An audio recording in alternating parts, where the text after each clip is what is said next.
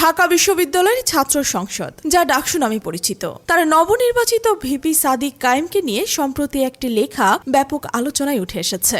শিরোনামটি ছিল বেশ সুনির্দিষ্ট এবং কৌতূহলোদ্দীপক। সাদিক কায়েম ডাকসুতে 2 সপ্তাহের বিপ্লব। এই লেখাটি নির্বাচনের পর তার প্রথম 2 সপ্তাহে গৃহীত পদক্ষেপ এবং সেগুলোর তাৎক্ষণিক প্রভাব নিয়ে আলোকপাত রয়েছে, যা বহু মহলে রীতিমতো বিস্ময় সৃষ্টি করেছে। কেন এই অল্প সময়কে এত গুরুত্বপূর্ণ মনে করা হচ্ছে এবং ঠিক কি এমন ঘটানো হয়েছে যা কিছু পর্যবেক্ষকের কাছে বিপ্লবাত্মক বলে প্রভাবিত হয়েছে, তারই এক গভীর বিশ্লেষণ প্রকাশিত লেখাটিতে।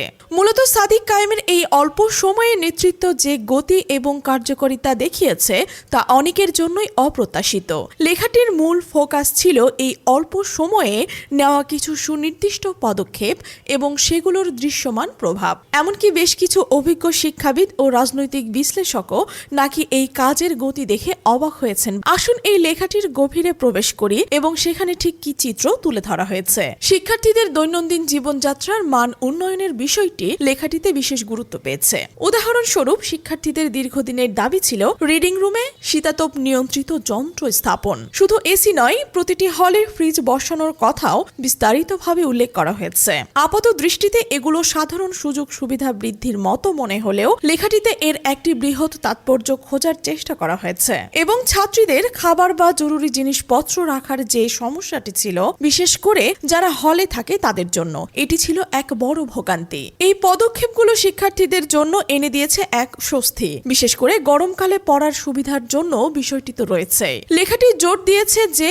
এর মাধ্যমে শিক্ষার্থীদের প্রতিদিনকার একটি সমস্যা সমাধান করা হয়েছে, যা খুব দরকারি এবং দৃশ্যমান। স্বাস্থ্যসেবার ক্ষেত্রেও দেখানো হয়েছে অভাবনীয় উদ্যোগ। ডাকসুর পক্ষ থেকে 1000-এরও বেশি শিক্ষার্থীকে বিনামূল্যে মেডিকেল চেক আপ দেওয়া হয়েছে। সংখ্যাটি সত্যি বিশাল এবং লেখাটিতে বিশেষভাবে হাইলাইট করা হয়েছে, যা বেশ তাৎপর্যপূর্ণ।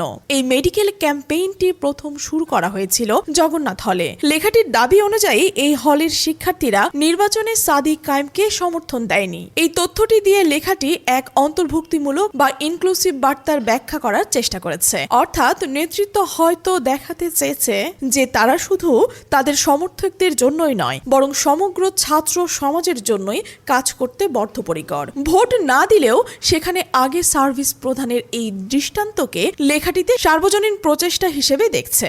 এছাড়াও প্রতিটি হলে ফার্স্ট এইড বক্স দেওয়ার উদ্যোগের কথা বলা হচ্ছে, যা ছোটখাটো অসুস্থ বা দুর্ঘটনায় প্রাথমিক চিকিৎসার জন্য অপরিহার্য। লেখাটি জোর দিচ্ছে যে স্বাস্থ্য সেবার মতো এই মৌলিক চাহিদাগুলো পূরণ করার মাধ্যমে শিক্ষার্থীদের মধ্যে একটি নিরাপত্তা ও আস্থার পরিবেশ তৈরিতে সাহায্য হচ্ছে। তাৎক্ষণিক প্রয়োজন মেটানোর পাশাপাশি ভবিষ্যতের দিকে তাকিয়ে কিছু পরিকল্পনার কথা লেখাটিতে এসেছে। বিভিন্ন হলে আধুনিক আইটি ও ক্যারিয়ার সেন্টার খোলার একটি বড় উদ্যোগের কথা বলা হচ্ছে। এটিকে একটি বেশ দূরদর্শী ও গুরুত্বপূর্ণ পরিকল্পনা হিসেবে দেখানো হচ্ছে। লেখাটিতে বলা হচ্ছে এই সেন্টারগুলোতে শুধু যে হাইটেক কম্পিউটার ল্যাব বা ফ্রি ইন্টারনেট থাকবে তা নয়, বরং প্রোগ্রামিং বা চাকরির বাজারের জন্য দরকারি বিভিন্ন স্কিল প্রশিক্ষণের ব্যবস্থাও রাখা হবে। এর মাধ্যমে ছাত্র রাজনীতির গতানুগতিক ধারার বাইরে গিয়ে শিক্ষার্থীদের দক্ষতা উন্নয়ন ও ক্যারিয়ারের দিকে ফোকাস করার একটি স্পষ্ট চেষ্টা দেখানো হচ্ছে। সাদিক কায়েমের লক্ষ্য হিসেবে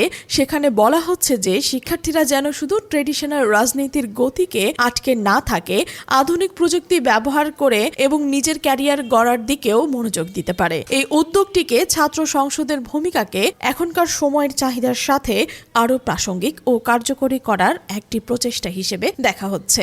একটি দীর্ঘদিনের ভোগান্তির বিষয় হলো ছারপোকার উপদ্রব। এটি হয়তো নীতি নির্ধারণী পর্যায়ে এত গুরুত্ব পায় না, কিন্তু হলে থাকা ছাত্রছাত্রীদের জন্য এটি একটি বহুদিনের যন্ত্রণার কারণ। লেখাটিতে এই বিষয়টিও এসেছে। প্রায় দেখা হচ্ছে যে বড় বড় পরিকল্পনা বা রাজনীতির আলোচনার ভিড়ে এই ধরনের প্রতিদিনকার ছোট কিন্তু খুব কষ্টদায়ক সমস্যাগুলো আড়ালেই থেকে যায়। কিন্তু লেখাটিকে দাবি করা হচ্ছে সাদিক কায়েম দায়িত্ব নেওয়ার পর এই সমস্যাটিকে অবহেলা করেনি, বরং এটিকে সমাধানের জন্য অগ্রাধিকার দিয়েছেন। সেখানে উল্লেখ করা হচ্ছে যে ছারপোকা তাড়ানোর জন্য বিভিন্ন হলে নিয়মিত স্প্রে করা হচ্ছে এবং পরিষ্কার পরিচ্ছন্নতার উপর জোর দেওয়া হচ্ছে। এর ফলে নাকি শিক্ষার্থীদের মধ্যে বেশ কিছুটা স্বস্তি ফিরে এসেছে। এই ধরনের একটি পুরনো ও বিরক্তিকর সমস্যা সমাধানে যে মনোযোগ দেওয়া হচ্ছে, এটিকে লেখাটি একটি অত্যন্ত ইতিবাচক হিসেবে তুলে ধরেছে। সম্ভবত সবচেয়ে গুরুত্বপূর্ণ এবং কাঠামোগত পরিবর্তনের প্রসঙ্গে আসা যাক। লেখাটিতে সবচেয়ে বেশি আলোচনা করা হয়েছে হল পলিটিক্স এবং সিট অ্যালটমেন্টের প্রক্রিয়া নিয়ে, যা ঢাকা বিশ্ববিদ্যালয়ের হলগুলোতে বছরের পর বছর ধরে চলে আসা এক গণরুম সংস্কৃতির সাথে জড়িত। এটি একটি পরিচিত এবং বেশ বিতর্কিত ইস্যু। ঐতিহাসিকভাবে এই গণরুম বা হলে সিট পাওয়ার প্রক্রিয়াটি রাজনৈতিক প্রভাব এবং বিভিন্ন ছাত্র সংগঠনের নিয়ন্ত্রণের সাথে জড়িত ছিল বলে অভিযোগ শোনা যায়। লেখাটিতেও এই প্রেক্ষাপট তুলে ধরা হয়েছে।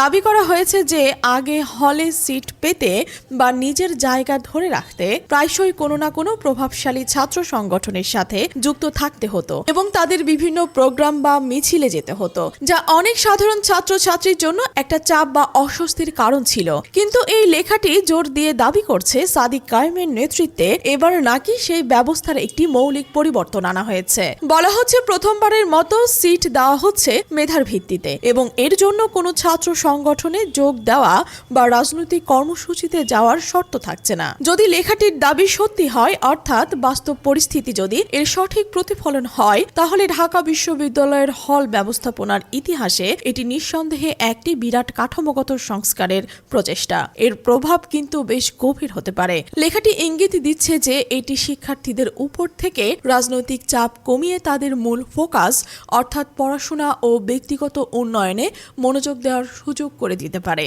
মেধার ভিত্তিতে সিট অ্যালটমেন্টের প্রক্রিয়াটি স্বচ্ছতা ও ন্যায্যতার একটি উদাহরণ হতে পারে, যা আগের সিস্টেমের সাথে একটি স্পষ্ট বৈপরীত্য তৈরি করে। লেখাটিতে আরও বলা হচ্ছে সাদিক কায়েম তার দল নাকি চেষ্টা করছে যেন প্রত্যেক শিক্ষার্থীর জন্য অন্তত একটি সিট ও একটি টেবিল নিশ্চিত করা যায়। সাধারণ শিক্ষার্থীরা নাকি এর ফলে অনেক দিন পর একটু মুক্তভাবে নিঃশ্বাস নিতে পারছে, এমন কথা উল্লেখ করা হচ্ছে। এই বছরের পর বছর ধরে চলে আসা একটি আনুষ্ঠানিক কিন্তু অত্যন্ত শক্তিশালী সিস্টেম, যা অনেক শিক্ষার্থীর জন্যই অস্বস্তিকর ছিল, সেটাকে পাল্টানো অবশ্যই একটি বিরাট চ্যালেঞ্জ।